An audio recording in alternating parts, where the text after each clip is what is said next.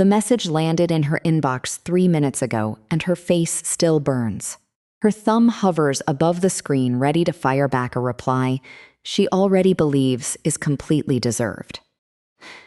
But somewhere beneath the racing heart, she can sense that sending this message will break something that cannot be easily fixed.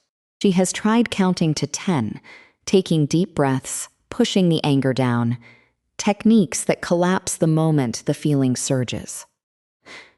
Why does the anger feel so overpowering right now, and why do the usual strategies fail when we need them most? Most of us learn two competing stories about difficult emotions as we grow up. One story says you must let the emotion out immediately. Vent, shout, release the pressure before it explodes. Venting feels satisfying in the moment, but research suggests it often rehearses the anger rather than draining it, sharpening the sense of threat instead of reducing it. The other story says you should push the feeling away, distract yourself, and stay positive no matter what. Suppression can work briefly, but the unprocessed feeling tends to leak out later in irritability, tension, or a sudden outburst that surprises everyone, including you. Neither venting nor suppression seems to change the feeling's grip with lasting precision, which leaves a puzzle. What if the most powerful way to reduce an emotion's intensity is not to ignore it or release it, but to do something much quieter? Return to the woman and the burning screen, because right now she is about to try a different move. She does not type her reply, and she does not force herself to think about something pleasant. Instead, she sits still for a moment and silently says to herself the word that fits the sensation spreading through her chest. I am angry. Just the act of labeling the feeling, without trying to change it, justify it, or push it away, begins to alter something inside her. Psychologists call this affect labeling, and it refers to the very simple process of putting a specific emotional experience into words. Affect labeling is not the same as emotional digestion, venting, or long introspection. It is more like naming the weather that is already passing through you. The key distinction is that you are observing the feeling and assigning it a label rather than becoming the feeling or fighting it off. This may sound too small to matter, yet decades of careful psychological research have shown that naming a feeling can measurably reduce its intensity. How can a single word change what your body and brain are doing? To understand why affect labeling works, it helps to look at what happens when a strong emotion shows up without a name. Strong emotions arrive as physical signals first: a tight jaw, a faster pulse, heat in the face, a knot in the stomach. These sensations are like a blaring alarm that something important is happening, but the alarm does not tell you what the problem is or what to do about it. When the alarm remains vague, your mind defaults to old patterns: snap, run, withdraw, attack, whatever has been practiced before. But when you deliberately attach a precise word like anger, disappointment, shame, or fear, you start moving the experience from the emotional alarm system into the language system of the brain. Brain imaging research has revealed a pattern that surprises many people the first time they hear about it. When participants are shown an angry face and asked to label the emotion, activity in the amygdala, a structure involved in detecting emotional significance, decreases. At the same moment, activity in regions of the prefrontal cortex that support language and self-regulation increases. In simpler terms, putting a feeling into words seems to shift processing from the rapid, reactive centers toward the slower, more reflective parts of the brain. This does not mean the feeling is erased or that the situation that caused it has changed, but the volume gets turned down just enough to create a pause. That pause is not just a poetic idea. It can be observed in the laboratory. In typical affect labeling studies, participants view emotional faces or recall upsetting experiences while their brain activity is measured. Those who engage in labeling the emotion show reduced reactivity in the emotional center compared to those who simply view the stimulus or try to suppress their reaction. The method does not require any special equipment.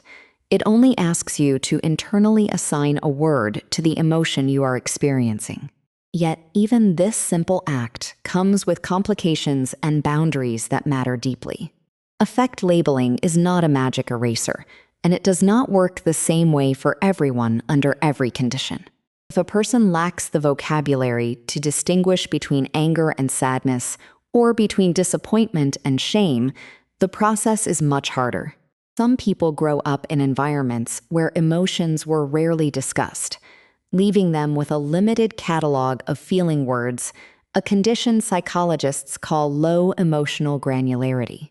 When all distressing sensations get labeled as anger or simply as bad, the brain receives a fuzzy signal that can maintain rather than reduce the alarm. Learning specific emotion words is like adding more color names to your palette. Where someone else sees only red, you might distinguish rage, frustration, irritation, and indignation. Greater emotional granularity is associated with better emotion regulation across many situations, but building that vocabulary takes practice and cannot be rushed. Another important boundary is the difference between labeling a feeling and getting stuck inside it. Silently saying, "I feel worthless," is not the same as naming an emotion. It is a judgment disguised as a feeling, and it can intensify distress rather than soothe it. True affect labeling targets the raw sensation, a tight chest, an urge to cry, a flush of heat, and describes its emotional quality without evaluating the self. "I feel sadness and I am a failure" are two entirely different sentences, and the brain appears to treat them differently. The first one creates a small gap between you and the feeling. The second one fuses your identity with the pain. So far, we have looked at angry faces in a scanner and everyday frustrations. But does affect labeling offer anything when stress is severe? The evidence is honest about its limits.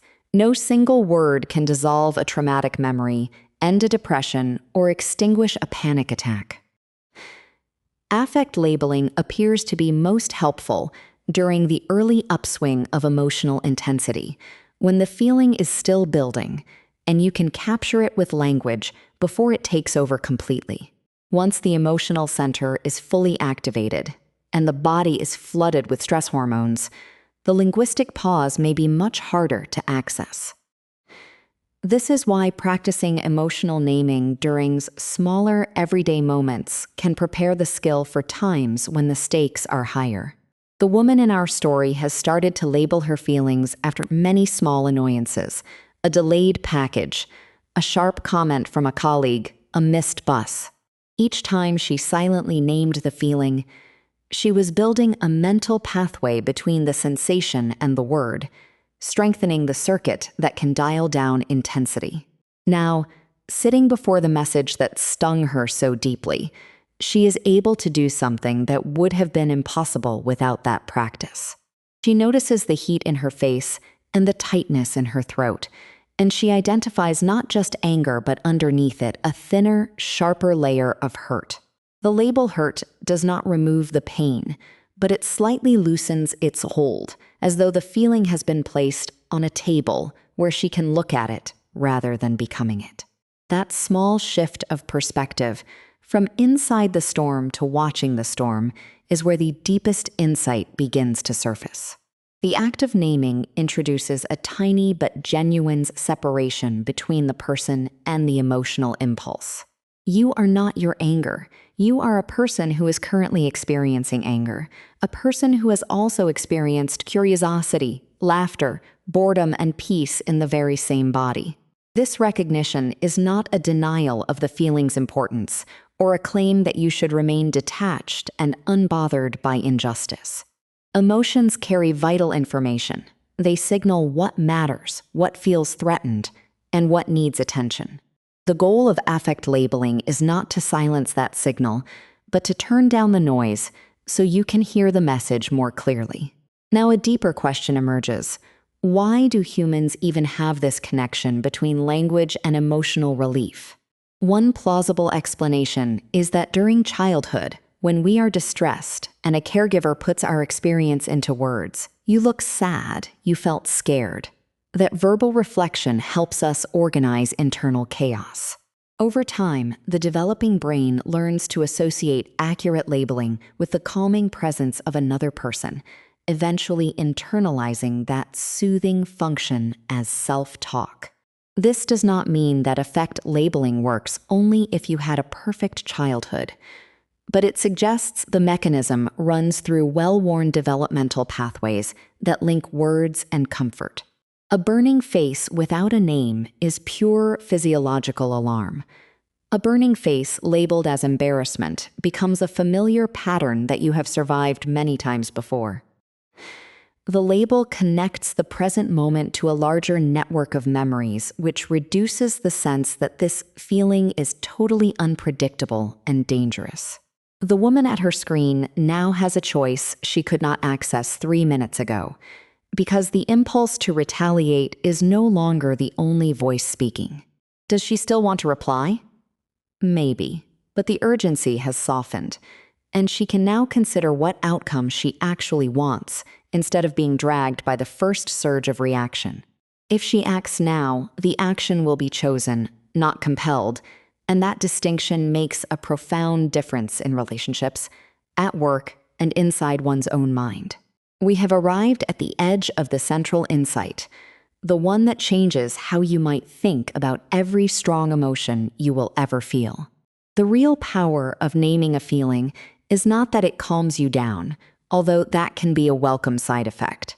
The real power is that it rebuilds the moment between the trigger and the response by introducing language where there was only reaction.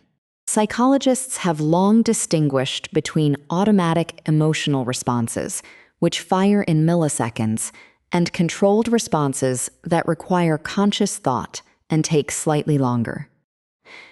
Affect labeling acts as a bridge that pulls the system toward the controlled path without demanding that you suppress or invalidate the initial surge. When you say, "I am angry," you are doing something remarkable. You are translating a bodily event into a symbolic code, and that translation itself is the regulatory act. This is why the techniques feel so different from trying to calm down or talk yourself out of a feeling. You are not arguing with the emotion, you are encoding it.